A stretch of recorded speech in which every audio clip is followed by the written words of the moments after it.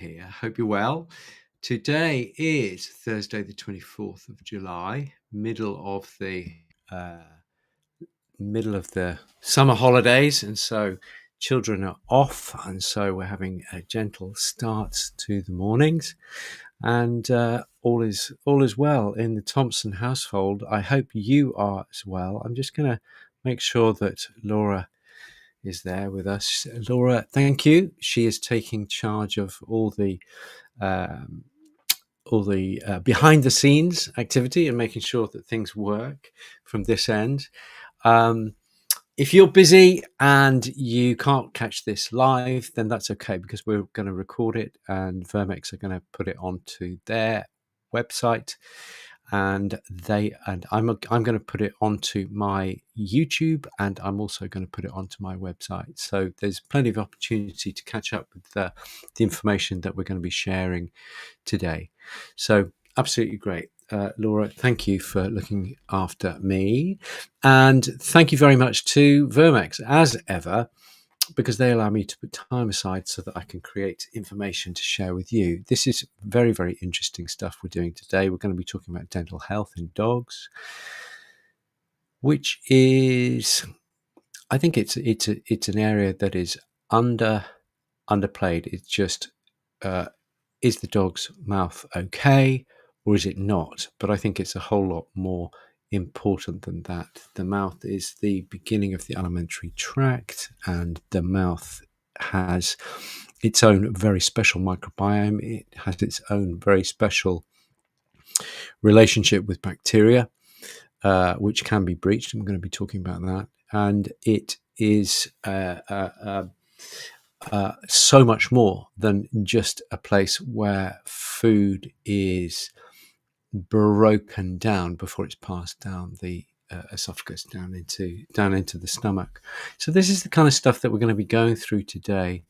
If you can't, like I was saying, if you can't make it, we've recorded, and you're very welcome to come back and see everything at a later date. That's great, wonderful. But there are people, amazing, even though it's the summer holidays, people are still joining in. It's great. It's lovely to have you here.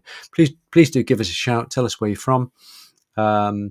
When I go over to the presentation, I'm not going to be able to see you, so apologies if I don't respond to questions as we go along. We're going to talk about questions at the end of the presentation. We normally get people from all over the world following us, which is very gratifying and really, really fabulous. So without any further ado, my name is Nick Thompson, and I am the Gut Doctor on Thursday evenings. And we're going to talk about the very, very beginning of the gut, which is the mouth. So I'm going to do all the magic here. I'm going to go into the corner here. Hello. And then we're going to go over here, and hopefully you can see this rather lovely picture, and you can hear what I'm saying. I'm going to carry on speaking, and Laura is just going to give me the thumbs up as ever. So we're not just going to look at teeth. Are they good? Are they bad? Laura says we're in good shape, so I'm just going to press on. Wonderful. Thank you, Laura. There's a lot more going on there, and this really has only come about in human and veterinary medicine over the last 20-30 years. We're realizing that bacteria are an enormous part of the solution to canine oral health, but also can be part of a whole body degradation, a whole immune system collapse. Okay, this is what we're talking about here. So if you're thinking, oh, if we're just talking about teeth, yeah, boring, there is a whole lot more to it than that. So why are the teeth and why is the mouth so important? Let's not think about the mouth as being teeth. It's a cavity where teeth sit. Okay, it's a whole much bigger than that. Dental disease is recognized as being the most common health problem in dogs over 3 years old. which is pretty enormous if you consider diabetes and problems with itch and autoimmune disease and things like this. Oral disease is a massive thing. So in human medicine, periodontal disease, this is any disease that breaches the gingival margin. This picture is rather good. If we look at the tooth, have I got a pointer? Let's see if I can find a pointer. Pointer. A visible pointer. No, maybe not. Oh, I'm not going to try and get a pen because I might scribble all over things. Although that might be. Let's try that. Okay. Oh, here we go. So hopefully you can see the laser pointer there. This tooth is looking reasonably clean. You can kind of get the impression that there is a biofilm. A biofilm is protein and other kind of strands of structure which hold in microbes and hold them to the tooth surface, and you can get an impression. Okay, whiter than white is perhaps down here, and up here we've got some yellowing. But what the most important thing that I'd like to bring your attention to is the gingival margin. The gingivae are the gums. Okay, these are the gingivae. And the gingival margin is the gap between your tooth, which is a rigid enamel hydroxyapatite matrix, and your gums, which are the mucosae, the kind of the wet lining of the body, and that junction is critical. And what I'd really like to highlight, even on this first slide, is okay, looking at the tooth, your eye immediately goes to this whacking great lump of tartar here, which is really quite common. Even my dogs, who eat, pretty well, will get a little hint of this. But the thing that I really look at is the health of the gingivae, the health of the gum margin. And you can see, you don't need to be a dentist to see that. You can see that that is an inflamed gingival margin. And if you saw that and the gum was looking healthy, you'd be less concerned than if you saw this, even if the tooth was looking fine. If you saw a degree of gingivitis, periodontal disease, then that's the time to take action, to visit the vet and get a full dental workup. I think is a very, very good idea. In humans, which is where most of this work has been done, periodontal disease. This is where disease of this margin between the tooth and the softer tissues, the blood supply tissues. Periodontal disease is linked with heart disease, kidney disease, low birth weight babies. There's been some work to suggest there may be some link with Alzheimer's disease, certain cancers of the pancreas, for example, and other organs has been linked to certain bacteria which can form in this area, because the gum doesn't just adhere immediately at this level. What you have a pocket just underneath there, and it should be, in most dogs, bigger dogs, it's going to be slightly bigger, but it's going to be about 3 millimeters. And what dentists will do, usually with under a general anesthetic, will put a probe into that gingival pocket and just check that it's not more than about 3 millimeters. It's an important pocket because it allows some mobility of the tooth, and it allows good bacteria to sit and ward off the bad guys. And when it is breached, this is when the problems arise, because then you can get bad bacteria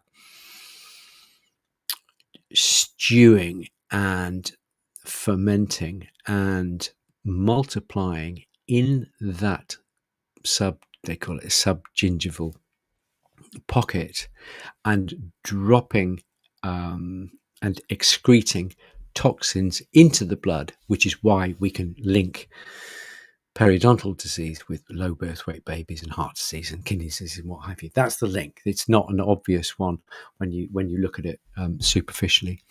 And so therefore the old adage of prevention is better than cure is applies to all of medicine, but it implies very really massively here. The oral microbiome, as I've been alluding to, is superb and is there to ward off the bad bacteria, as we've mentioned earlier. And if using just now, they'll hate it, but if you use mouthwashes yourself, I would think twice about this, because you're killing off a lot of good bacteria, which is then an invitation for the bad guys to just come and take up residence in the mouth and in that subgingival margin, that subgingival pocket. So you have all sorts of interesting organisms with bacteria, archaea. Archaea are just a very kind of primitive version of bacteria and viruses and other organisms that live within the mouth. And they, just as with the gut, when they're in balance, then you have great breath, you have good immunological defense within the mouth, and everything, all those bugs play together and keep the bad guys out at bay. And so food and dental support is looking to produce this balanced oral microbiome. We humans, in our wisdom, have thought, I know it'd be really convenient to make ultra-processed dried and ultra-processed tinned food to give to our dogs. And then we're surprised that there is a rise in the need for dental work with those dogs, especially with the toy dogs, the Yorkies and these small breeds, and with brachycephalic dogs where there is a foreshortening of the nose. This is where dental disease is seen an awful lot more. If we can move our dogs onto raw food diet, then this is one of the simplest ways to promote an appropriate microbiome in the mouth and in the gut. Super simple, super easy to do, and has a profound effect on all aspects of the alimentary tract, including the mouth. A lot of people will say, my dog has had really terrible breath for however many years, and now on raw food, even though they're eating raw, they've got sweet breath. Okay, yeah. So it is possible to do. People don't believe it, but I hear those stories all the time. When we get gingivitis, gingivitis is the gum. We can get deeper disease, which we call periodontitis. Perio means peripheral to the tooth. Okay, so this is disease all the way around that area. So and as I've said, because of these toxins leaking into the system, it can affect the immune response. And what is very interesting is that a lot of dental disease in dogs goes unnoticed simply because dogs don't whinge about it all the time. If you or I have mouth pain, even the tiniest little ulcer, we will say something about it. Oh, I've got an ulcer, or a little, bit my tongue yesterday. But dogs will not do that. They just kind of grin and bear it. And the only time you see them eating only on one side is when they're in really pretty advanced disease. And I think it behoves us to be one step ahead of those things. So really great looking teeth is not difficult to do. The trick is to get them. If your dog has really poor, lots of tartar, and more importantly, lots of gingivitis and periodontal disease, I think getting those cleaned up, talking to the vet, getting a really good cleanup, and then trying to keep it clean is the trick going forward. Here's a classic Yorkie. Because of the size of the mouth, they tend to get, and the kind of crowding effects, they tend to get a lot of dental disease, bless them. And so in the States, we were talking on Raw Pet Medics. I work with Dr. Connor Brady and Dr. Brendan Clark every Tuesday evening on Facebook. We do a Facebook Live, bit like this. No, this is a bit more lectury. The Raw Pet Medics Facebook Live is more chatty when we talk about a subject between ourselves, or we have guests coming in. And on Tuesday, just a couple of days ago, we had Dr. Katie Kangas, Kangas, Dr. Katie Kangas, look her up. She was talking about dental health. And in the States, for brachycephalics, the short-nosed breeds, and for toy dogs, they are recommending a twice yearly checkup, which might even involve general anesthetic in order to really have a good look. Now, I think that's a little bit enthusiastic, shall we say? But I think at the very least, a very thorough dental examination with your vet annually is a good idea. We do it, even humans do it. So I think that having that as part of your annual checkup, don't just go to the vet for your jabs and then scoot straight out. I think get them to have a look at the teeth and advise. And if action needs to be taken, if preventative action needs to be taken, then that's a really good thing to do. 60%. This is a figure that Katie came out with a couple of days. I didn't realize it. It was looking like this. 60% of dental disease is below the gum line, so you may not even see it. You have to actually really look very thoroughly in order to be able to find that disease. So definitely worth those annual, at the very least, annual checkups. What are they looking for? Yeah, it's the obvious stuff: tartar, bad breath, redness, bleeding, and what have you. Okay, simple stuff, but worth doing. A lot of people find it very difficult to look into the dog's mouth, especially at the molars at the back, and therefore the vet is going to be in a great position to be able to look at those for you and have a look with the vet. Yeah, whenever I look at dog's teeth, I will expose what I'm looking at and say to the owner, come around and just have a look at that, because I think seeing is believing. It's really important that you see what's happening, because once you've actually visualized, you can think, crumbs, that's tartar. I really need to either have an intervention with the vet, or if it's very early, you can actually get your thumbnail into that tartar and crack it off, even if you just break off a tiny bit each time, twice a week, something like that. It's really, really valuable. Putting a 3mm probe into the gingival margin is not a very pleasant thing. Even human dentists don't routinely do it, and I think most dogs are just not going to wear that.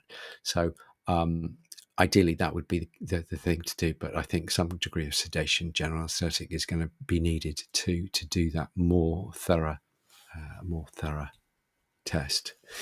Here's a Frenchie, and that's just a pretty good example of, they've got the same number of teeth as a German Shepherd or a lurcher like Jet downstairs. You know, he's got a nose as long as the Eiffel Tower. It's a very nice nose, but he's got plenty of room to put all his teeth, to arrange his teeth.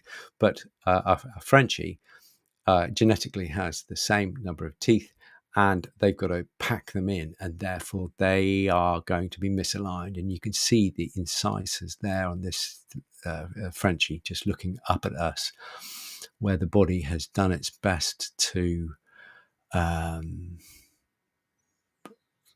arrange those teeth as you know, as normally as possible, but it's just not going to happen, and that will lead to problems down the line. There is a myth that the kibble companies like to nurture,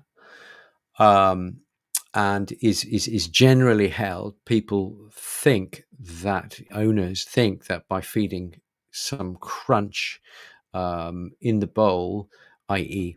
some kibble or some kind of biscuit, then you will help to clean the teeth. That is not actually the case. You will not clean the teeth. And one of the companies, Hills, I'm sure they probably all do it, as a testament to the fact that kibble does not clean teeth, they have come out with a dental care.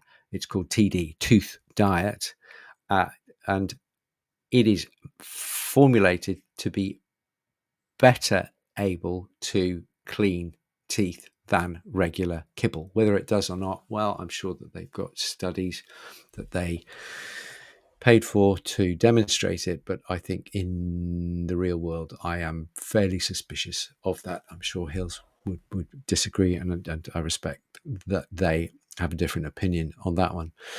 But even if you're feeding TD, it's going to be very high in carbohydrate, because that's how you make kibble. And if you're eating lots of carbohydrates, they break down to sugars, even in your mouth. Dogs don't have much amylase. They do have a wee bit, but there will be a degree of bacterial degradation of any carbohydrate in the mouth until you get sugars in the mouth, and they will promote acid producing bacteria which erode the enamel of the teeth. So also, if you're feeding kibble, once it goes down into the gut and into the system, it is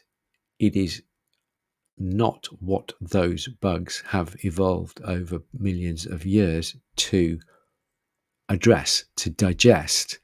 So by feeding a non-species appropriate food, you're going to get a non-species appropriate microbiome, which means that the driving force of the immune system within the body is going to be non-species appropriate for that species. Yeah, so ultra processed food fed dogs are going to have an abnormal microbiome, therefore an abnormal immune response, and I think that contributes enormously to immune system problems, to IBD type problems, to the itch, the atopic dermatitis type problems that we see. So yeah, if you put the wrong fuel in your car, you're going to get problems. It really is as simple as that. Dogs have been eating bones for millions and millions of years, and they are, when done correctly, which is not difficult, it is an inherently safe thing to do. Again, there's most of the disease is below the gum line, and therefore if you've got some means of exercising and stimulating that gum line with really tough chews and bony material, then that will be very beneficial, because it is species appropriate, it is evolutionarily appropriate, and it is well recognized that bones will mechanically break tartar off teeth. There's a an Australian paper from 2016 by Marks et al., which demonstrates this. It's only a small study, but it is a reasonable study. They are raw food is rich in enzymes, and it's got minerals which can help with mineral balance of the enamel there. I'll say it again. I have said it 1,000 times. Always feed raw bones, never feed cooked bones. There you go. I've said it. I'll move on rapidly.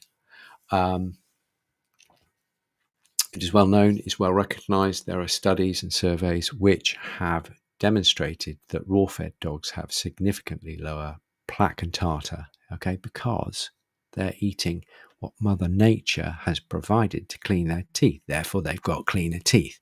It's as simple as that. Yeah, they've got cleaner mouths. They cleaner mouths, sweeter breath, cleaner teeth, less tartar, better gingival health.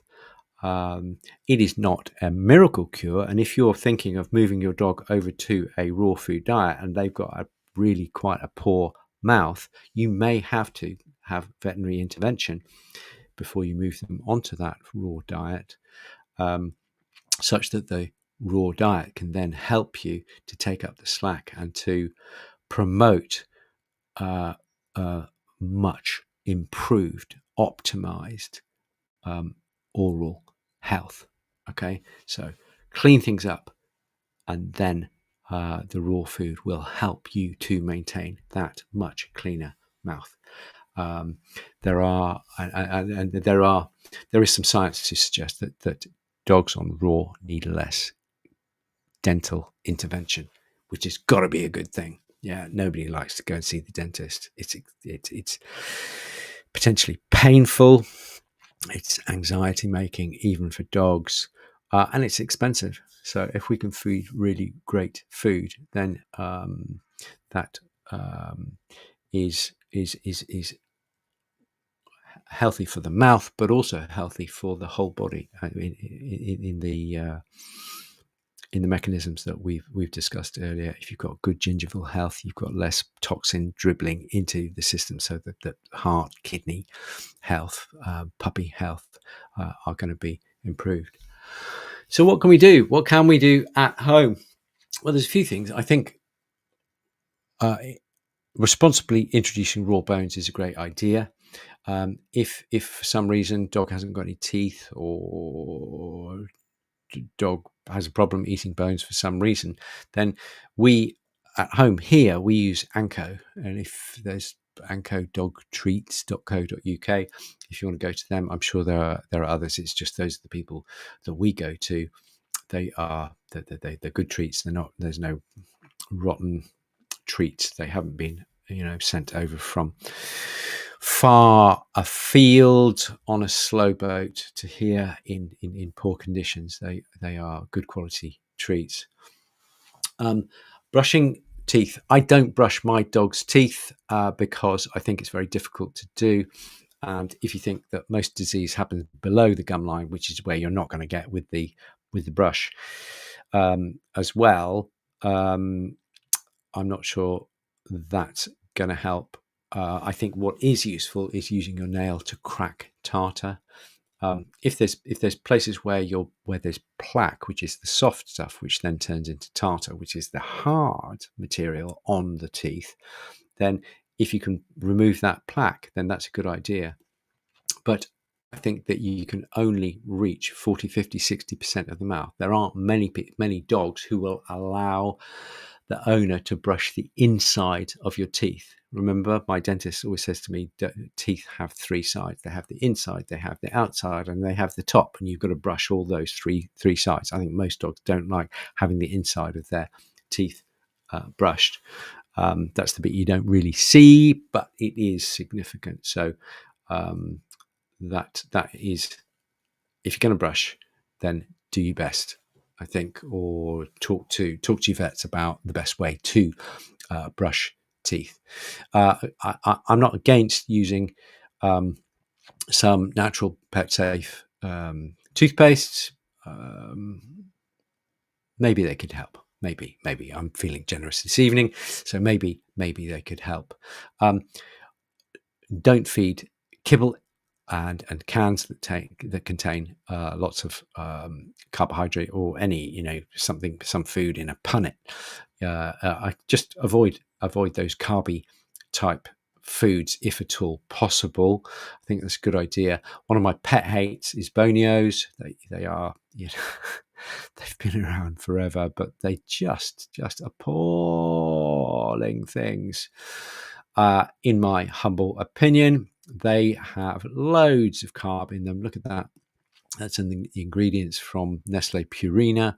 34% cereals. Why have they got loads of cereals in them? Because cereals are cheap and they make these, biscuity, crunchy things. Then they have derivatives of vegetable origin. So it's just, vegetable pulp to fill out the biscuit.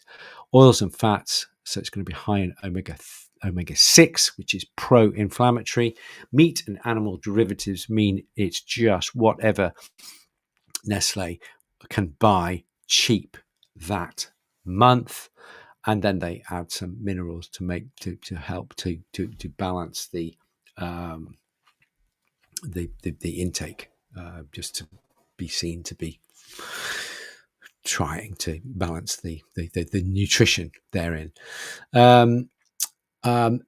What you can do, which is and has been, there is science. Here's a paper from 2018, the effects of edible treats containing Ascophyllum nodosum, which is kelp, on oral health in dogs. Okay, so using kelp can help the oral health. Okay, coenzyme Q10. Coenzyme Q10 is very, very good, but very expensive. So I tend to feed heart. I'm a big fan of feeding heart, which is high in, very high in coenzyme Q10. So that's well worth feeding there. So kelp and other seaweeds, very, very useful. If you are feeding bones, or you want to feed bones, but you're scared of doing so, as everybody is, I have to say, everybody is scared of feeding bones when they start. I've done a course. It is on the Holistic Vet shop, and you can just jump onto that and download it, and that will take you through. It's about an hour and 3/4. It's divided into 10 lessons, which will take you from feeding softer bones to feeding more advanced bones, and I think it's quite it just kind of leads you through in gentle steps on how to feed bones as safely as possible. So you're welcome to go to the holisticvet.shop and grab that one. Vermex, my friends at Vermex, they have got a product which contains seaweed. I'm pleased to say, really, really nice little product. It's called Plaque X, which is great. Vermex produce Plaque X, easy to remember, and it contains kelp and rosips. And kelp, here you go. I'll just go through this briefly, but and you're welcome to go through in more detail. It is known and has been demonstrated to reduce plaque and tartar, and it can have, once it goes into the body, into the stomach, into the intestine, and then into the system, and can then be secreted in the saliva, which will help to inhibit the biofilm which produces plaque. Okay, so that's really, really good, and therefore helps to improve the sweetness of breath. One of the ways it does this is reduces the sulfur producing bacteria. Sulfur is kind of that eggy smell. If you've ever been to, I think is it Yellowstone, where you have the sulfur springs that they pong. That's sulfur. It does have a kind of eggy sort of smell, and by reducing those, kelp is very, very useful. It is known to be anti-inflammatory, antioxidant, which is very useful, and there's a number of studies. Rosips, wonderful, full of vitamin C. It's a prebiotic. It has anti-inflammatory capability, antioxidant capability. There is a bit of antimicrobial effect, so can affect the bad bugs, and therefore, if you put all that together, rose hips are very useful for supporting immune function. So, in don't be distracted by the whiteness of those teeth. I'll talk about those in a minute. I think that's quite a funny picture. I'll talk to you about it in a second. So, don't just think of teeth. Think of teeth, think of mouth, think of microbiome, think of gingivae, think of gum health, think of gingivitis, think of periodontal disease. And now that we know that a clean mouth helps promote clean heart, clean liver, clean kidneys, healthier pups, even to the extent of healthier pups, then it just is a glorious thing. And the great thing is you can see what's happening in the mouth. You can't see what's happening in the stomach or the intestine or the liver or what have you. So this is something that you can monitor on a day-by-day basis to just make sure that you are ahead of the game.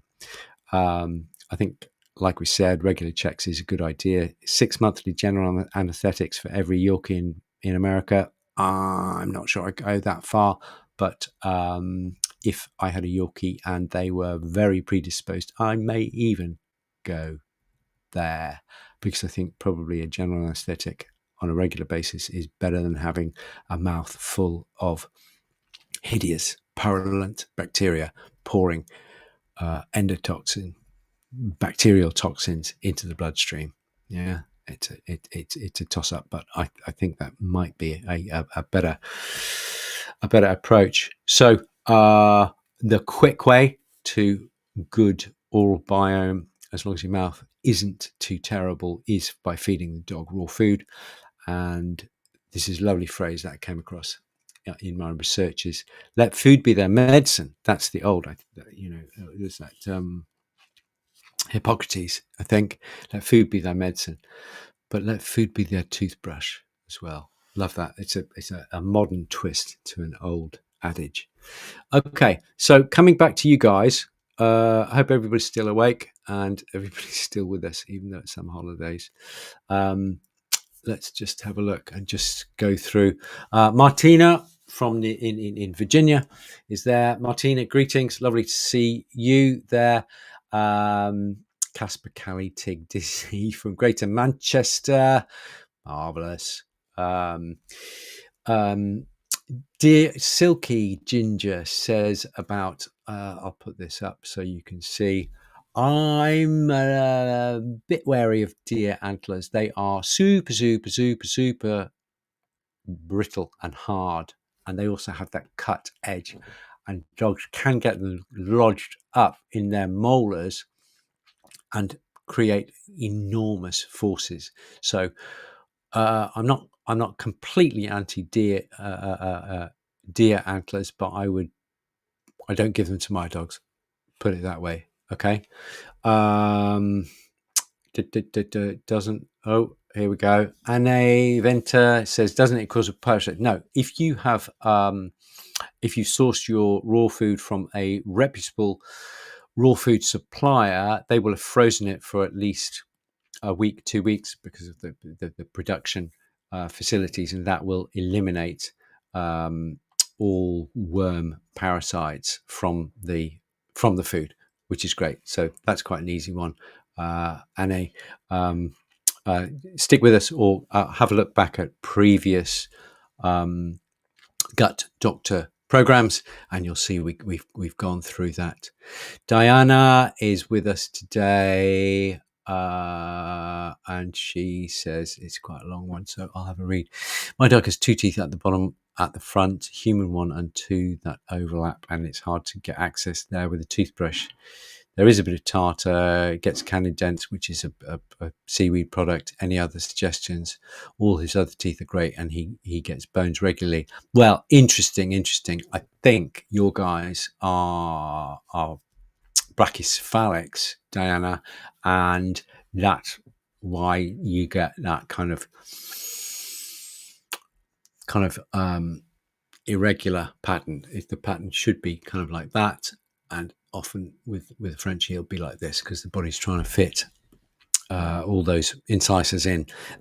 Interesting. Katie Kangas, a couple of days ago, she said that she has absolutely no problem in just taking out any of those incisors that are causing recurrent problems, because the modern dog doesn't really use their incisors very much.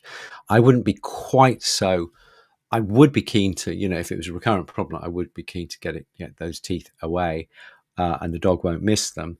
But my lot downstairs, they're sight hounds. They've got longer noses and they've got reasonable incisors, and they do actually use them for getting little scraps of meat and periosteum from bones. And so I'd be inclined to leave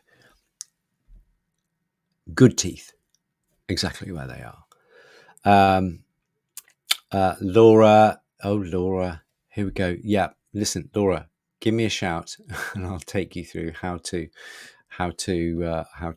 get them onto bones.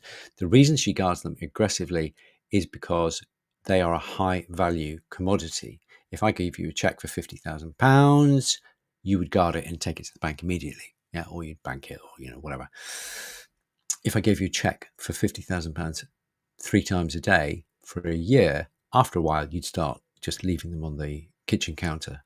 Okay, and so that's the way to do it. You need to just provide with those bones, so that they just think, okay, this is the new system. There's always going to be bones around. I don't need to guard them because there's going to be more bones coming tomorrow, or there's always going to be bones around. That's the way through it. So, Laura, it's a good point to raise. Okay, so lots of good questions there, and people asking about the Plaque X. When's it coming out? And Laura says next week. So new to the neighborhood, new to us, which is really brilliant. So that's great. Thank you, Vermex, for bringing that out. That's brilliant. And just final question, Mama Bear.